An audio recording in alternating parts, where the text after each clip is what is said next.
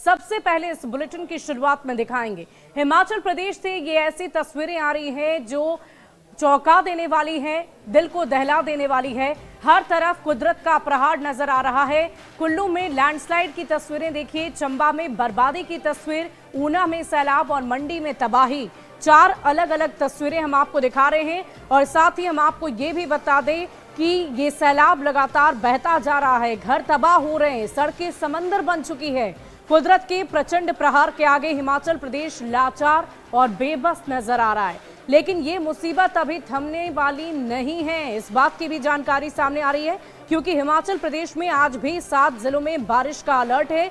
बताया जा रहा है कि 7 जिलों में भारी बारिश की संभावना है। इसके साथ ही कई इलाकों में लगातार आसमान भी बरस रहा है। नतीजन लोग डरे सहमे हैं क्योंकि हर पल नया हादसा दस्तक दे रहा है। हिमाचल प्रदेश में अब तक आपदा से 176 लोगों की जान जा चुकी है। 36 लोग अब भी लापता बताए जा रहे हैं और कुदरत के वार से प्रदेश को 1600 करोड़ रुपए से ज्यादा की चपत लग चुकी है। अलग अलग 4 तस्वीरें आपकी टीवी स्क्रीन पर है। मनाली से लेकर मंडी तक बारिश ने हद कर दी है। चंबा से लेकर ऊना तक सड़कें कहीं मलबे में बदल चुकी हैं तो कहीं समंदर सड़कों पर बह रहा है। और देखिए, भारी बारिश के बाद कुल्लू में भी ऐसी ही तस्वीर देखने को मिल रही है। जगह जगह तबाही की तस्वीरें सामने आई है। कई नदी नाली खतरे के निशान से ऊपर बह रहे हैं। मणिकर्ण के बलादी गांव में मराणा खड़ पर बना पुल सैलाब में ही बह गया। ये लोगों के आने जाने के लिए एकमात्र पैदल पुल सहारा बना हुआ था जो सैलाब में देखते देखते बह गया है। वहीं लग घाटी के भूमतीर इलाके में आए सैलाब में 2 सड़कें बह गई। हम आपको दोनों जगह की तस्वीरें दिखा रहे हैं और देखिए, प्रकृति जब कहर बरपाती है, कुदरत का कहर जब बरपता है तो कैसे चारों तरफ सिर्फ और सिर्फ तबाही का मंजर नजर आता है। वही तस्वीरें इस वक्त हम आपको दिखा रहे हैं। जगह जगह कुदरत का कहर बरपता हुआ नजर आ रहा है और इस लाल घेरे में लाल एरो जिस तरफ इशारा कर रहा है, आप देखिए वहां पर एक पुल है और कैसे वो अचानक ही धाराशायी हो जाता है, बह जाता है। इस नदी को पार करने के लिए सिर्फ और सिर्फ पैदल यही एक रास्ता था। इसी पुल के सहारे लोग आ जा रहे थे, लेकिन अब वो पुल भी पूरी तरह से सैलाब के साथ बहता चला गया। हिमाचल प्रदेश लाहौल स्पीति के जिस्पा में भी बादल फटा है। ग्रेव कैंप के पास बादल फटने से तबाही मची हुई है।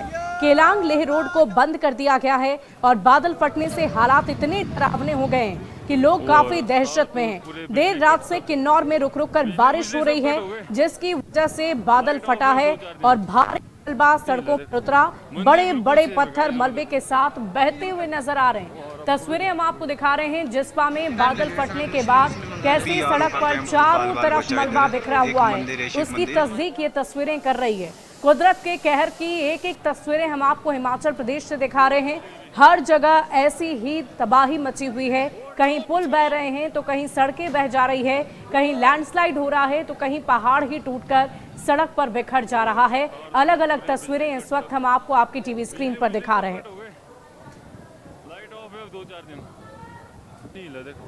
मंदिर बिल्कुल सेफ है गाइस। और इसी बीच हिमाचल प्रदेश के मनाली से खबर आपको बताएंगे। यहाँ धूंधी के पास एक बार फिर भूस्खलन हो गया है जिसकी वजह से मनाली केलांग रोड को बंद कर दिया गया है। ट्रैफिक पूरी तरह बंद है। गाड़ियों को अटल नॉर्थ पोर्टल और सोलंग बैरियर पर रोक दिया गया है। हालांकि गाड़ियों को वैकल्पिक रोड से रोहतांग दर्रे की तरफ डाइवर्ट जरूर कर दिया गया है। तस्वीरें हम आपको दिखा रहे हैं। मनाली में फिर से लैंडस्लाइड हुआ है जिसकी वजह से रोड को बंद कर दिया गया। तस्वीरें हम आपको आपके टीवी स्क्रीन पर दिखा रहे हैं कैसे मनाली में लैंडस्लाइड की वजह से रोड पूरी तरह से बंद हो गए हैं। और एक तस्वीर आपकी टीवी स्क्रीन पर धुंधी के पास पहाड़ी से मलबा गिर गया है। अब खबर हिमाचल प्रदेश के मंडी से है। यहाँ पंडोह डैम के पास लैंडस्लाइड हुआ है जिसके बाद चंडीगढ़ मनाली हाईवे बंद कर दिया गया है। मंडी में लगातार हो रही बारिश की वजह से भूस्खलन हुआ। हालांकि अधिकारी मौके पर मौजूद रहे और ट्रैफिक बहाल करने की कोशिश लगातार जारी है। मलबे को लगातार हटाने की कोशिश की जा रही है। तस्वीरें हम आपको दिखा रहे हैं। हाईवे पर ट्रैफिक बहाल करने की कोशिश कैसे पुलिस प्रशासन की तरफ से की जा रही है, टीम की तरफ से की जा रही है, वो तस्वीरें हम आपको दिखा रहे हैं। हर तरफ तबाही का मंजर साफ तौर पर देखा जा सकता है।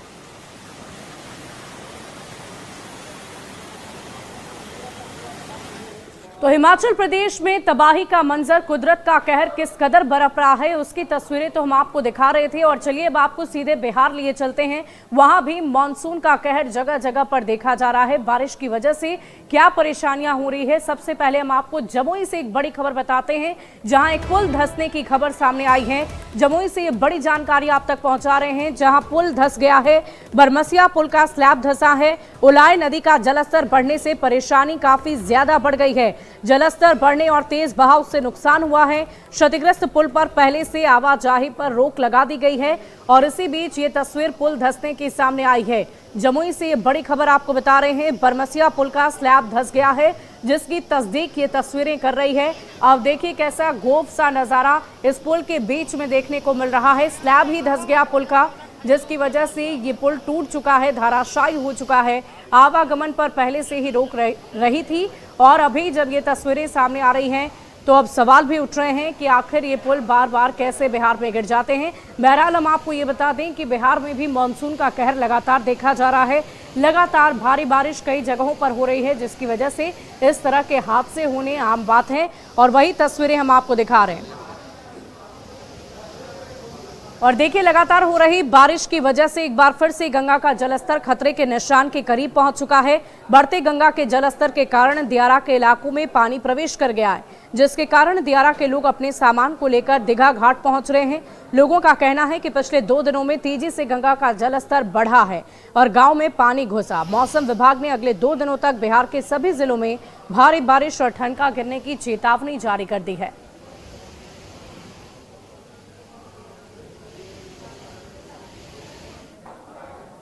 और अगली खबर आपको भागलपुर से बताएंगे, जहां गंगा के जलस्तर में लगातार वृद्धि देखी जा रही है, जिसकी वजह से कटाव का डर लोगों को सता रहा है। भागलपुर से एक तस्वीर हम आपको दिखाते हैं, जहां गंगा के जलस्तर में वृद्धि होने से लोग परेशान हैं। चिंताजनक स्थिति बनी हुई है। खासकर निचले इलाके में एक बार फिर से बाढ़ का डर लोगों को सताने लगा है। जलस्तर में तेज गति से बढ़ोतरी के कारण कई जगहों पर भीषण कटाव शुरू हो गया, जिससे कि लोगों में डर का माहौल देखा जा रहा है।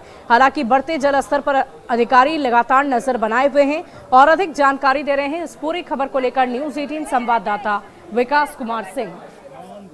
भागलपुर में एक बार फिर से गंगा का रौद्र रूप देखने को मिल रहा है। सबौर प्रखंड के ममलखा पंचायत में गंगा कहर बरपाना शुरू कर दी है। लिहाजा जो गांव के लोग हैं, जो गंगा के किनारे रहने वाले लोग हैं, वो डरे सहमे और भयभीत नजर आ रहे हैं। तस्वीरों में साफ तौर पर देख सकते हैं कि किस तरह से गंगा के किनारे रहने वाले लोग अपने घरों को खाली कर ऊंची जगह पर शरण लिए हैं। और ठीक इसके दूसरी तरफ जो है, यहाँ पर गंगा तेज कटाव कर रही है। विभाग की ओर से कटाव रोधी कार्य भी शुरू कराया गया है, लेकिन जिस तरह से गंगा तेज कटाव कर रही है, तो ऐसे में अब गांव के लोग डरे सहमे भयभीत हैं। कटाव का क्या स्थिति है चाचा? कटाव का स्थिति तो भयंकर होते जा रहा है। कुछ भी बोरा वोरा देता है, कुछ भी रुकता नहीं है, सब चला जाता है। तो आप लोग घर को खाली कर हम लोग घर खाली कर दिए हैं, अब कब कटेगा इसका कोई पता नहीं है। इसके बारे में कुछ माननीय मुख्यमंत्री से भी कहना चाहता हूँ कि आज जो 10 करोड़ आपने दिए वो गलत काम करके गया, लेकिन उस पर कोई अभी तक कार्रवाई नहीं किया गया है। डर लग रहा है कटाव जिस तरह से हो रहा है, जैसा कट रहा होगा, हम लोग डर लग रहा है कब रात में गिरेगा, दिन में गिरेगा। क्या नाम हुआ आपका? फिलहाल मंडल। इस और तस्वीर देखिए कि जो गंगा के किनारे रहने वाले लोग हैं, महिलाएं, बच्चे, सभी जो है अब ऊंची जगह पर हैं, लेकिन फिर जो गंगा का कटाव है वो एक बार फिर से शुरू हो गया है। लिहाजा गंगा के किनारे रहने वाले लोग डरे सहमे और भयभीत नजर आ रहे हैं। विकास कुमार सिंह, न्यूज़ 18 भागलपुर। और अगली खबर आपको नवादा से बताएंगे, जहां नवादा में भी जलस्तर में बढ़ोतरी होने की वजह से गांव-गांव में घर के बाहर पानी भर चुका है। जलजमाव की स्थिति हो गई है और ऐसे में लोग बेबस हैं, जुगाड़ के नाव से अपनी जिंदगी गुजार रहे हैं। तस्वीरें हम आपको दिखा रहे हैं नवादा से। इलाके में रहने वाले लोगों के घर के चारों तरफ सिर्फ और सिर्फ पानी ही नजर आ रहा है, जहां तक आपकी नजर जाएगी। और इसीलिए डेंगी का इस्तेमाल कर लोग रोजमर्रा के सामान को लेने और बच्चों को स्कूल तक इसी डेंगी के सहारे पहुंचा रहे हैं। मौके से और अधिक जानकारी दे रहे हैं न्यूज़ 18 संवाददाता अनिल विशाल। इसके बाद कई जगहों पर जल जमाव की स्थिति उत्पन्न हुई है और उसको लेकर कई प्रकार की समस्याएं उत्पन्न होने लगी है।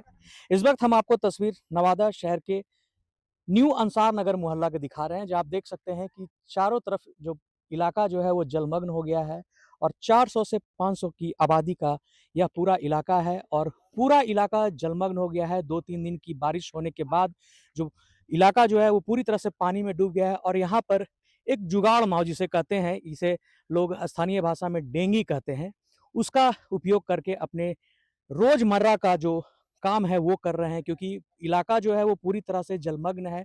स्कूल इसी तरह बच्चे इसमें सफ़र तय कर रहे हैं। घर के जितने भी आवश्यक कार्य जो है वो इसी से किया जा रहा है। अगर किसी को बाजार से सामान लाना हो तो यहाँ से लेकर वो बाईपास तक जाते हैं और इसी डेंगी के जरिए वो सामान लेकर आ रहे हैं। बस जो देख रहे हैं तकरीबन 1 हफ्ता पहले बारिश हुआ है और उसी समय पानी पूरा भर गया था।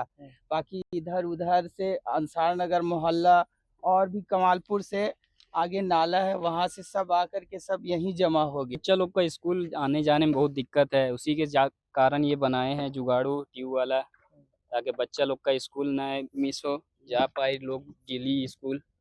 इसी की वजह से अभी ज़रूरत है इन लोगों को काफ़ी मदद पहुंचाया जाए और स्थानीय प्रशासन की तरफ से भी अभी तक यहाँ पे कोई नहीं पहुंचा है, जिस कारण इनकी समस्या जो है बरकरार है। अब आने वाले समय में देखना होगा कि इनकी समस्या का समाधान कब तक होता है और कब इन्हें इससे छुटकारा मिलता है। अनिल विशाल, न्यूज़ 18 नवादा। और देखिए, महिलाओं पर साधु संतों की तरफ से दिए गए विवादित बयान की लिस्ट में, फहरिस्त में अब एक और नाम जुड़ गया है, साध्वी ऋतंभरा का। उन्होंने भी एक विवादित बयान महिलाओं को लेकर उन्होंने दिया है। ये कह दिया है कि ये देखकर आश्चर्य होता है कि महिलाएं पैसे कमाने के लिए गंदे गंदे काम करती है। अब इसको लेकर भी विवाद उठ गया है और साध्वी ऋतंभरा पर विवादित टिप्पणी के आरोप लग रहे हैं। एक कार्यक्रम के दौरान उन्होंने कहा कि ये देखकर शर्म आती है कि लड़कियां पैसे कमाने के लिए कैसे कैसे गंदे काम करती है। उनके पिता और पति ये बर्दाश्त कैसे कर लेते हैं। उनके इस बयान का वीडियो 21 मार्च को उनके इंस्टाग्राम अकाउंट पर शेयर किया गया और अब जमकर वायरल भी हो रहा है।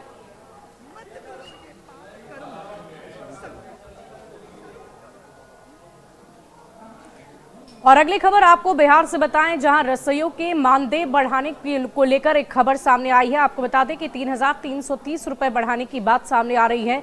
आपको बता दें कि ये बिहार में रसोइयों के मानदेय की बढ़ाने की खबर को लेकर 8,000 रुपए से बढ़ाकर 16,000 रुपए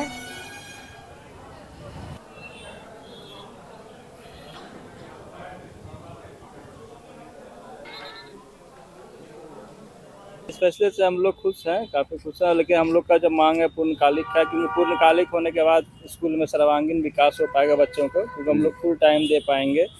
फुल टाइम जो भी उसका एक्सरसाइज है, पीटी है, जो भी क्लासेस है वो करने से कुछ ज़्यादा फायदा होगा। लेकिन फिर भी जो है अगर किए हैं अभी तो दुगना किया, तो उसके लिए हम लोग खुश हैं, सादर धन्यवाद के पात्र हैं। खुश भी हैं और थोड़ा सा दुख भी हैं, क्योंकि हम लोग की मांग पूर्णकालिक की थी। तो आगे उम्मीद करते हैं कि सर हम लोग की मांग को सुने और पूर्णकालिक कर दे।